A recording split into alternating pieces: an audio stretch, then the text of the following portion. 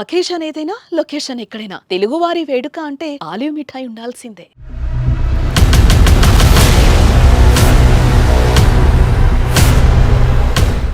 Operation Sindoor ఒక్క భారతదేశమే కాదు ప్రపంచం అంతా కూడా ఈ క్యాప్షన్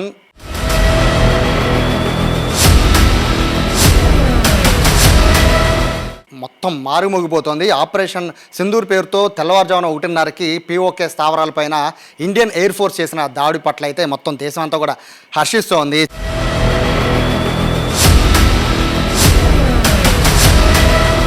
చాలామంది ప్రముఖులు ముందుకు వచ్చి ట్వీట్లు చేస్తూ ఉన్నారు, వాయిస్లు వినిపిస్తున్నారు, ఇండియన్ ఆర్మీని సపోర్ట్ చేస్తున్నారు. ప్రస్తుతం నందిగామ ఎమ్మెల్యే తంగిరాల సౌమ్య గారు మనతో ఉన్నారు. మేడం, చాలా మొన్నటిదాకా చాలా బాధపడ్డాం, అమాయకులైన 26 మంది ప్రాణాలు తీశారు. సో పిఓకేలో ఉన్న ఉగ్రవాదుల స్థావరాలపైన దాడులు జరిగాయి. చాలామంది ఇంకా కౌంట్లు 50+ అంటున్నారు. సో దాన్ని ఎలా చూస్తారు?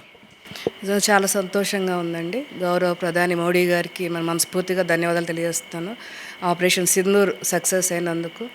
భారతదేశం అనేది సెక్యులర్ దేశం అండి. ఎవరి మతాన్ని వాళ్ళు ఆచరిస్తూనే పరమతాన్ని గౌరవించాలి.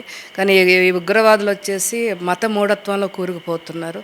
మొన్న హిందువులని మీరు ఏ మతం అని అడిగి మరీ హిందువులు కాల్చంపటం అనేది చాలా దారుణం.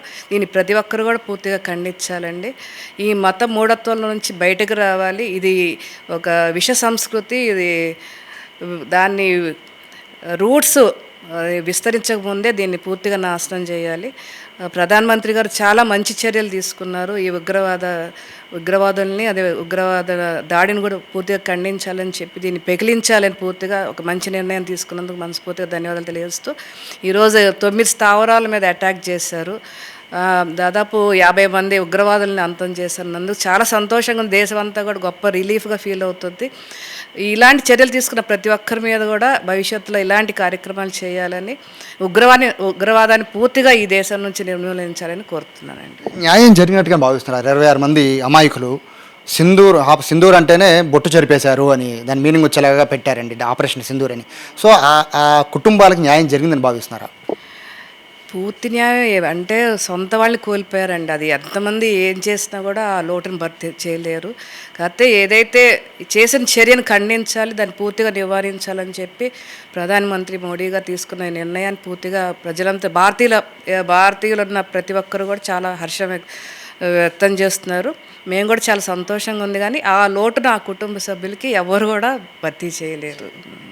ఫైనల్గా చెప్పండి మేడం, ఏం చేస్తే ఇటువంటి దాడులు జరగకుండా ఉంటాయి? ఎందుకంటే కాశ్మీర్ లాంటి ఒక అందమైన ప్రదేశానికి అమాయకులు వెళ్ళి బలైపోవడం చూస్తున్నాం. సో ఇక నుంచి పాకిస్తాన్ కూడా ఖచ్చితంగా కౌంటర్ అటాక్ చేస్తుందని పాకిస్తాన్ నుంచి వాళ్ళు కూడా చెప్తూ ఉన్నారు. ఖచ్చితంగా మా కౌంటర్ అటాక్ ఉంటుంది, వెయిట్ చేయండి అని చెప్తున్నారు. సో ఇటువంటి వాటిని నిర్మూలించాలంటే ఏం చేస్తే బెటర్? మీరు ఒక కామన్ మ్యాన్గా మీరేమనుకుంటున్నారు?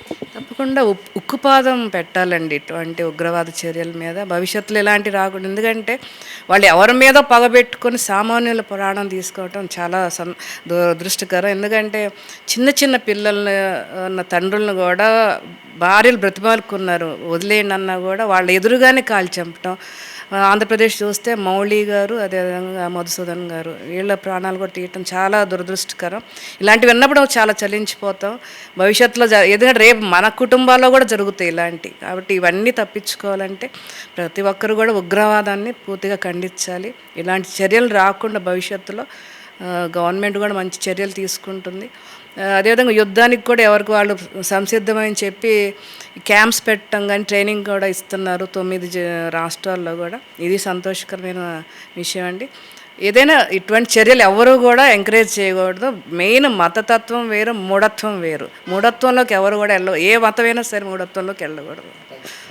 సో ఇది ఇప్పటికే చాలామంది ప్రముఖులు, వ్యాపారవేత్తలు అందరూ కూడా ఇండియాకి సపోర్ట్గా ట్వీట్లు చేస్తున్నారు. చాలామంది ప్రజాప్రతినిధులు కూడా వాయిస్లు ఇస్తున్నారు. ప్రస్తుతం తంగిరాల స్వామి గారు చెప్పినట్టు దీన్ని పూర్తిగా నిర్మూలిస్తే తప్ప ఇటువంటి ఉగ్ర దాడులు అనేవి మళ్ళీ జరగకుండా ఉంటాయని మోడీ గారికి, అలాగే రక్షణ శాఖకి సంబంధించిన పాల్గొన్న వాళ్ళందరికీ కూడా ఎమ్మెల్యే తంగిరాల స్వామి గారు అభినందన తెలియజేస్తున్నారు.